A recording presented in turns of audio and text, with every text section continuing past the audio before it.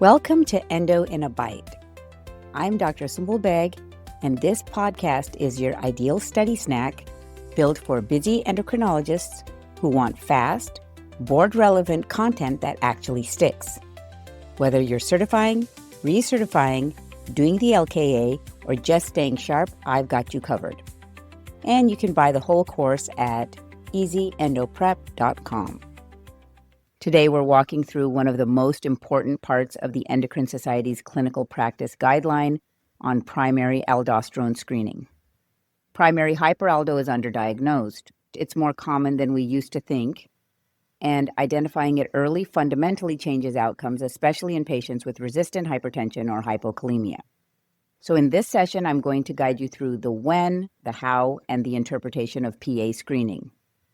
We'll walk through recommendation 1 and recommendation 3, and I'll layer in the official screening algorithm so you've got a clear mental model from start to finish.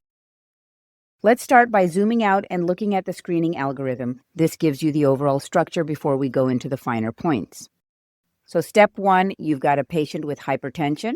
Now you ask, should this patient be screened for PA?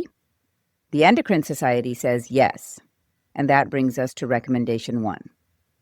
In all individuals with hypertension, the Endocrine Society suggests screening for primary aldosteronism. Now, this is a conditional recommendation, which means its implementation can depend on your setting and system capacity, so it's not a rigid rule, but it is a strong clinical signal. So how do we screen? Before we even draw labs, we've got to think about medications. Here's where the algorithm gives us 2 pathways. You can take a minimal withdrawal approach where you stop interfering medications if it's safe, or you can go with a no withdrawal approach where you screen despite those meds still being on board. Patient safety comes first. If withdrawal isn't safe or feasible, proceed with screening, but interpret results in context. That brings us into recommendation 3, the operational side of PA screening. So here's how you do it. You collect the sample in the morning. The patient should be seated, ideally for at least 15 to 30 minutes. There should be no dietary sodium restriction in the preceding few days. Then you measure serum or plasma aldosterone concentration, plasma renin, either concentration or activity, and critically plasma potassium. Now, potassium isn't part of the actual screen, but it's essential for interpretation because hypokalemia can suppress aldosterone, and that leads to false negatives. So anytime you're ordering an ARR, get the potassium too. If potassium is low and the screen is negative, don't rule out PA. First, correct the potassium back into the reference range, then repeat the screen. Low potassium can mask the aldosterone elevation and lead you down the wrong path. Let's now talk about what defines a positive screen. There are 2 pillars. Renin is low or suppressed. Aldosterone is inappropriately elevated in that context.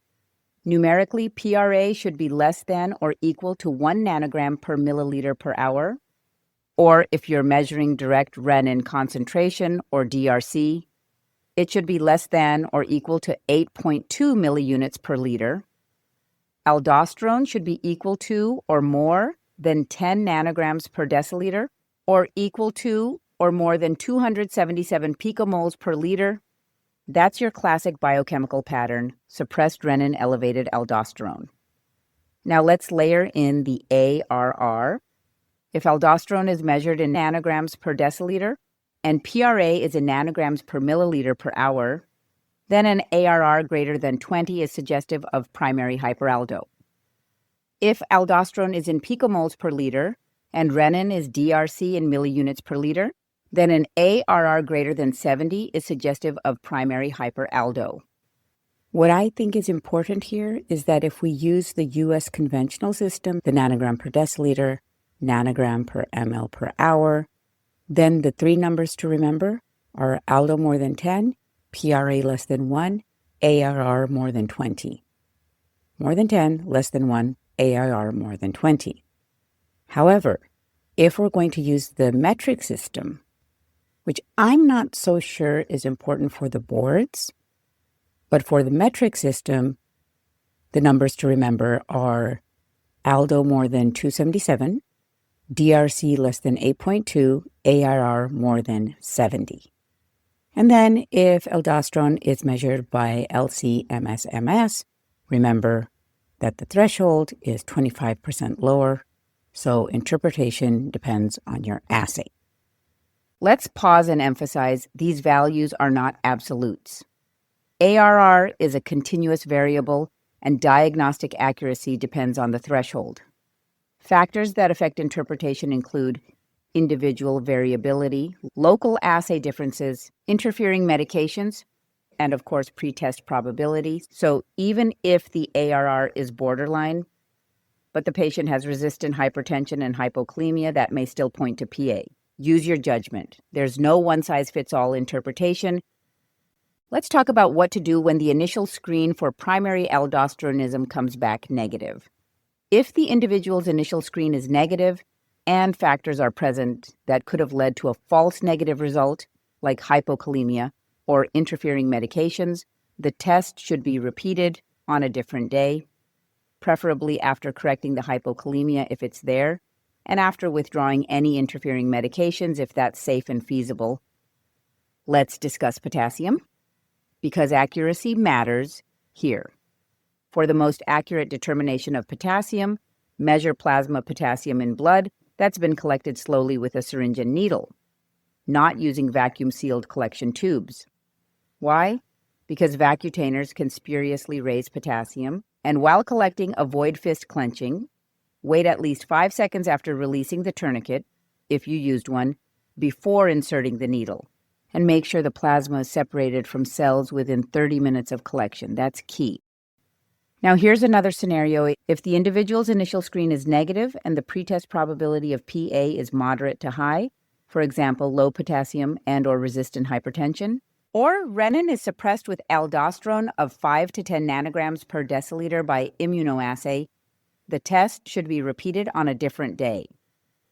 Now, a quick word on chronic kidney disease.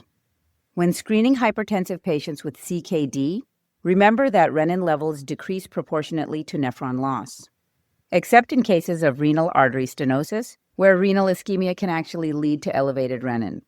Aldosterone can also be elevated in CKD, so just know this all increases your risk of false positives in testing.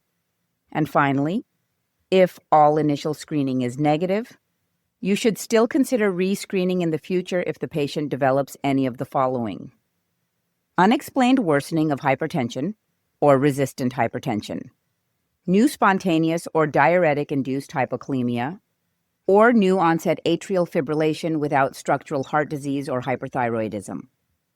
So to bring this all together, screening for PA is not just about ordering an ARR. It's a nuanced process. It takes proper timing, attention to technique, awareness of medications, and above all, contextual clinical reasoning. Use the algorithm. Know your assays. Understand what defines a meaningful elevation in aldosterone, and always screen in the right setting, even if you need to do it more than once. And that's a wrap for today's Bite-Sized episode. A quick focus dive into Endocrine Society guidelines on primary aldosteronism, just released 2025. Missed anything? Don't worry. I've taken all the notes for you. You can get the full summary delivered straight to your inbox. Just head over to www.easyendoprep.com and subscribe to the newsletter. Next week, we'll be breaking down the confounding factors. Be sure to tune in. Thank you for being here. And until next time, stay curious, stay consistent, and keep it bite-sized.